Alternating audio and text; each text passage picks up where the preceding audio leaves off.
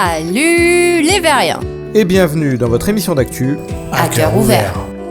Et c'est encore une grosse semaine puisqu'on parlera de vestes haptiques, de nouveaux jeux et de l'annonce de nouveaux casques VR ainsi que des révélations sur le Rift 2 qu'on vous réserve en seconde partie de la vidéo. Et si vous souhaitez ne jamais manquer l'actu sur les technologies immersives, n'oubliez pas de vous abonner et d'activer la cloche. Allez, c'est parti!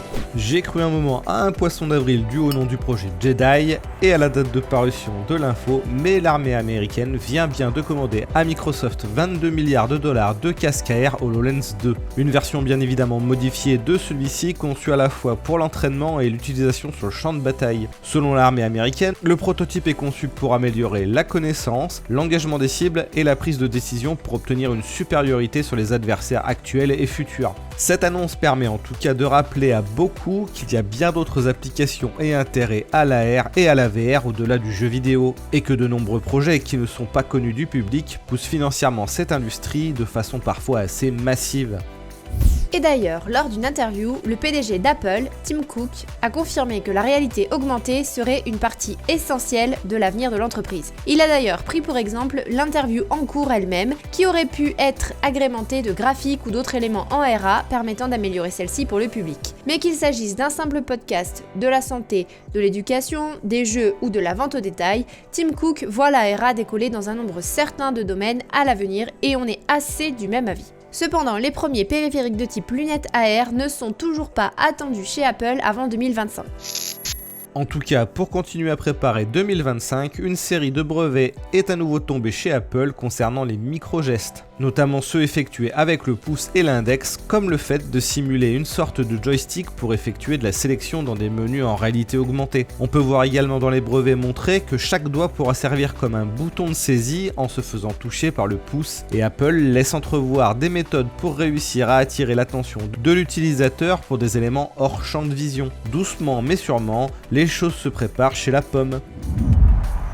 Récemment annoncé par 200 Pixel, le jeu Runner est prévu sur PSVR 2, PCVR et Quest. Fortement influencé par les animes des années 80 comme Akira, Runner vous propose de parcourir de longs tronçons d'autoroute sur votre moto tout en combattant de vilains méchants, du moins encore plus que vous, puisque vous incarnerez Mina, une coursière malhonnête au centre d'une vaste course-poursuite à l'échelle de la ville. En utilisant son intelligence, sa cybernétique et certaines capacités spéciales, le joueur devra donc traverser 7 secteurs tout en combattant des vagues incessantes de drones autonomes.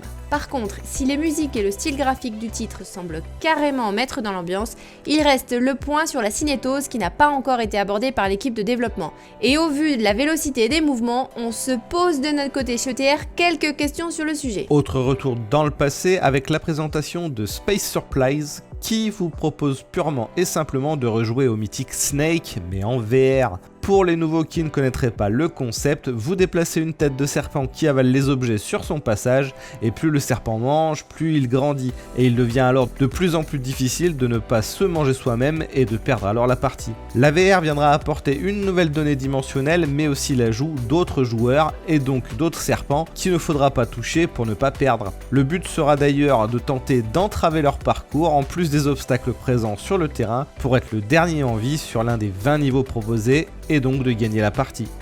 Nvidia sera-t-il quant à lui le dernier en vie sur le terrain grâce à la puissance de l'IA embarquée dans les cartes RTX sur lequel il a beaucoup misé? Pas sûr.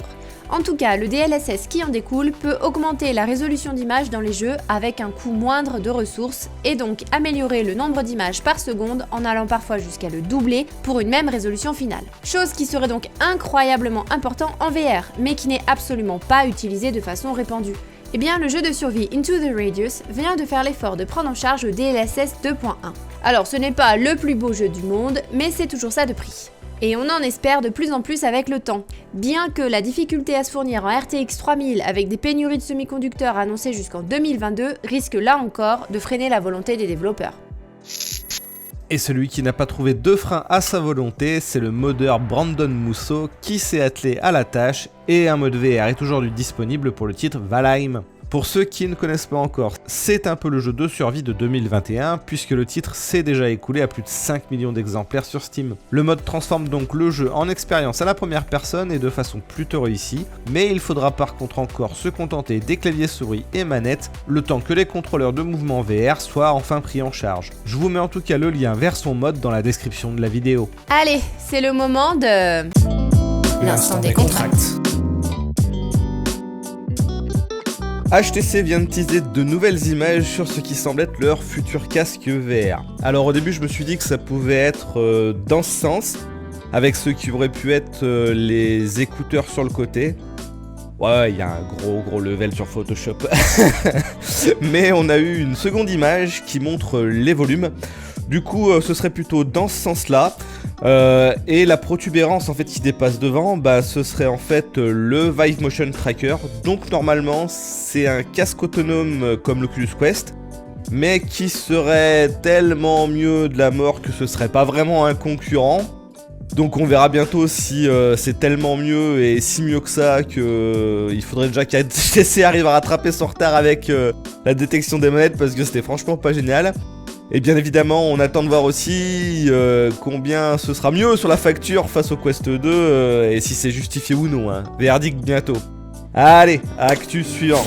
Suite à l'arrêt de fabrication et donc bientôt de vente du Rift S, Palmer Luckey, le fondateur d'Oculus, qui a quitté la société en 2017 après le rachat par Facebook, s'est fendu d'un petit tweet taquin. Selon lui, l'Oculus Rift 2 a purement et simplement été annulé juste avant sa mise en production, au profit de la petite mise à jour Rift S de Lenovo, de bien moins bonne qualité et avec des spécificités techniques beaucoup plus basses. De nombreux fans de VR avaient été déçus à l'époque, d'autant que la qualité de finition n'était pas celle d'Oculus. Un rapport de TechCrunch de 2018 affirmait que Facebook avait fini par purement et simplement annuler le projet Rift 2 en complet, ce qui avait conduit au départ de l'ancien PDG d'Oculus, Brendan Iribe.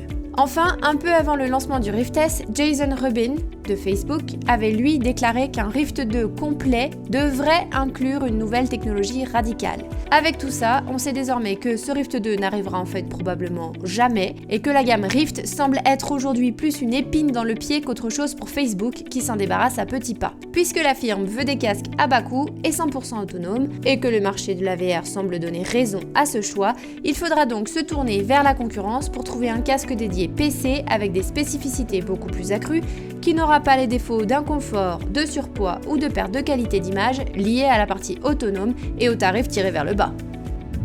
Et en parlant de spécificités accrues et de tarifs accrus, le HP Reverb G2 Omnisep Edition sera disponible le mois prochain pour la somme de 1249 $. C'est une version améliorée du G2 de la société HP, mais conçue pour un usage professionnel. Elle y ajoute donc de l'eye tracking et du rendu fovéal pour minimiser les ressources, la prise en charge d'un audio spatialisé, la détection du rythme cardiaque de l'utilisateur et même ses expressions faciales, grâce à une petite unité montée en bas de l'appareil. Selon HP, toutes ces données sensorielles peuvent être utilisées pour améliorer l'efficacité des solutions de formation en VR, en mesurant la façon dont les utilisateurs réagissent à certaines situations. Enfin, le SDK arrivera également en mai et prendra en charge Unity et Unreal Engine, ce qui est plutôt cool. Cependant, une licence payante sera bien évidemment nécessaire si vous comptez gagner de l'argent avec les fonctions du casque, et pour le double du prix du G2 standard, il n'y a pas la moindre amélioration concernant les manettes. Et ben il y en a un qui a amélioré ses manettes, c'est le Pico Neo 3, qui sera lancé le 10 mai prochain en Chine. Le casque semble être équipé cette fois de 4 capteurs optiques et d'un nouveau contrôleur de type Oculus Touch. Si vous ne connaissiez pas la marque Pico, sachez qu'un test du Pico Neo 2 est disponible sur la chaîne et que ce casque avait agréablement surpris Nick par ses qualités. D'autant que la firme chinoise a fait des efforts pour proposer pas mal de contenus comme Superhot VR, Apex Construct, Angry Birds VR ou encore Racket NX. Pas de quoi cependant concurrencer Facebook à ce jour sur la partie software, mais on a hâte de voir l'évolution hardware qui avance dans le bon sens. Et comme Facebook est interdit en Chine, le Pico a donc un marché pérenne pour évoluer et peut-être un jour s'exporter avec suffisamment d'atouts pour s'imposer chez nous. Et un titre qui a peut-être suffisamment d'atouts pour s'imposer chez vous, c'est Demeo. Et il ne reste plus qu'un petit mois les amis avant de le voir débarquer sur PC et Oculus Quest, puisqu'il est toujours prévu pour le 6 mai prochain pour 30 $.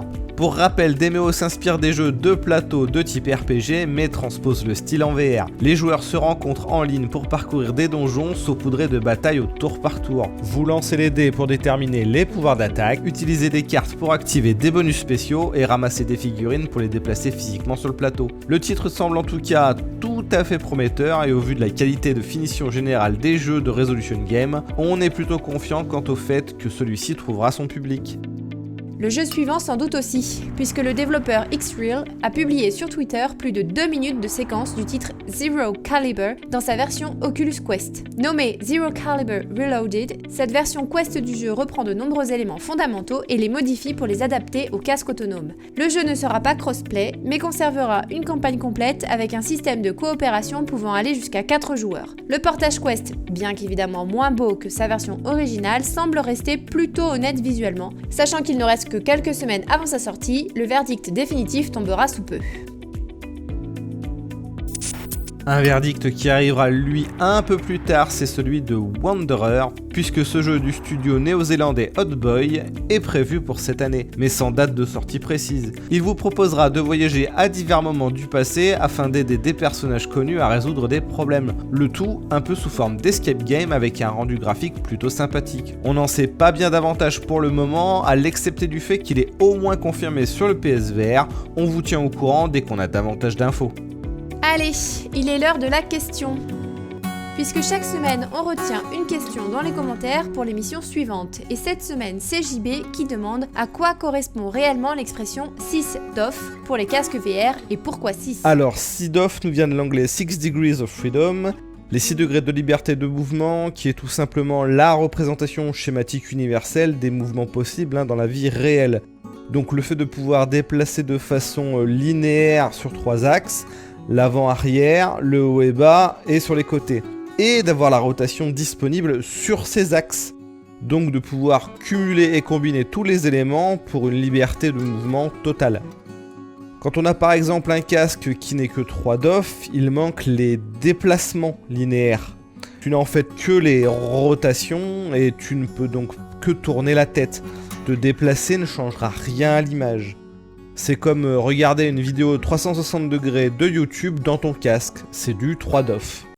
Et voilà, c'est la fin de cette récap. On espère comme d'hab que ça vous a plu. Et si c'est le cas, n'hésitez pas à nous mettre un pouce bleu et on vous dit à la semaine prochaine. Ciao ciao.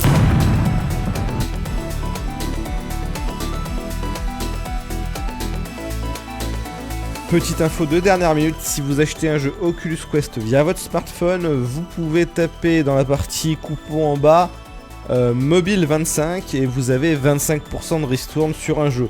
Alors je sais pas combien de temps ce sera encore valable, j'espère que ça l'est au moment où je vous en parle. En tout cas ça marchait encore hier au moment d'enregistrer cette vidéo. Donc dépêchez-vous!